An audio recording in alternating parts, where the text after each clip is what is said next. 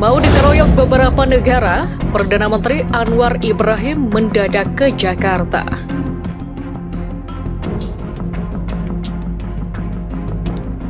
Perdana Menteri Malaysia Anwar Ibrahim bahwa memperketatkan kontrol perbatasan bukan ditujukan untuk mendiskriminasi negara manapun termasuk Indonesia. Anwar menilai keresahannya menjadi perhatian utama pemerintah yang tidak akan bisa tergantikan oleh apapun, di mana kecaman keras Indonesia dan Korea Utara telah menjadi masalah serius.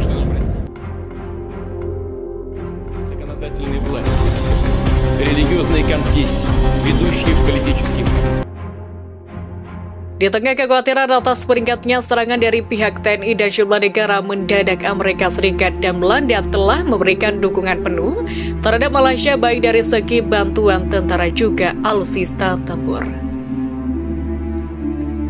Malaysia memang kerap kali bikin masalah terhadap Indonesia hingga beberapa negara mengecam tindakan arogan negara jiran itu. Urusannya tak jauh-jauh soal perbatasan, soal klaim budaya, dan soal TKI. Bagi kita Indonesia, Malaysia kok kerap nyelutak atau menginjak kepala. Sementara bagi Malaysia, mereka selalu merasa tak ada masalah dan merasa semua masalah hanyalah dinamika adik kakak saja.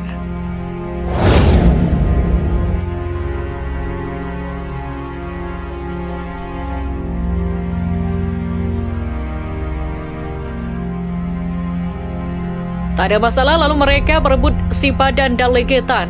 Bak adik kakak. Lalu mereka mengklaim sebatik, saling menghormati, lalu terus saja mereka melanggar batas wilayah. Silakan catat, menurut Direktur Polkam Wilhan Hukum Perjanjian Internasional Kemlu Oktavino Alimudin, untuk tahu, ini saja Malaysia telah melakukan pelanggaran sebanyak 7 kali, khususnya di wilayah Sabatik. Teranyar beberapa waktu lalu, sebuah helikopter Malaysia melanggar batas wilayah dengan mendarat tanpa izin di wilayah Sabatik, Kabupaten Nunukan, Kalimantan Utara.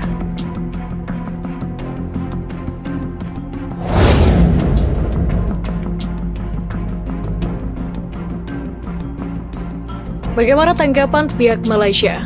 Seperti saya duga, mereka bilang bukan masalah besar. Tidak sengaja dari pihak Sabah Air Aviation, pendaratan atau helikopter itu sudah adalah ketidaksengajaan pemilik helikopter.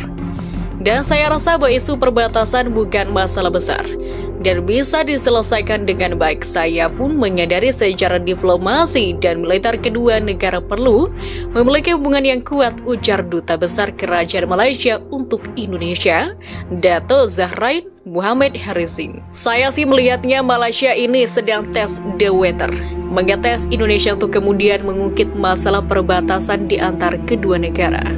Гражданам России показало, что любой шантаж.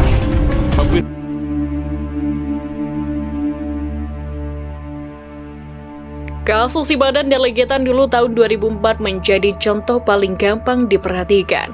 Malaysia terus membuat aksi provokatif sebelum akhirnya mereka membawa salep sepigan yaitu ke Mahkamah Internasional. Lepaslah kedua pulau itu dari Hariban NKRI.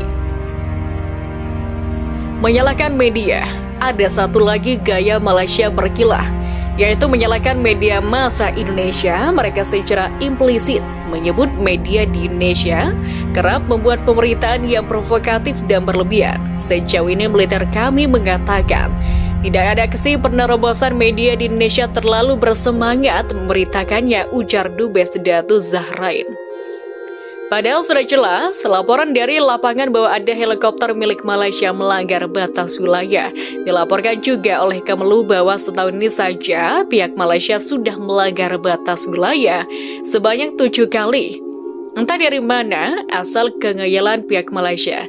Secara emosional saya katakan udah nantangin nih.